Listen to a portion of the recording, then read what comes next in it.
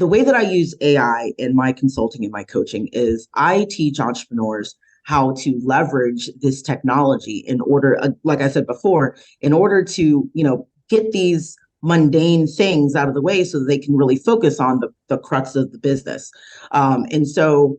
for instance, I use AI to help entrepreneurs develop their business model canvas. I use the Lean startup canvas, and we go through target market discovery and revenue streams and expenses, expense analysis, all of that stuff, UVP, unique value proposition. But we use AI to do all of this because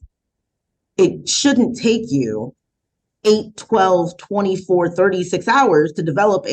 or longer actually, to develop a business model canvas so that you understand how your business operates. Let's use AI as a starting point, as a brainstorming tool, so we can get this thing done and get you out into the market in the real world to validate all of this stuff. And that's really how I want people, that's the vision I have for my company, is to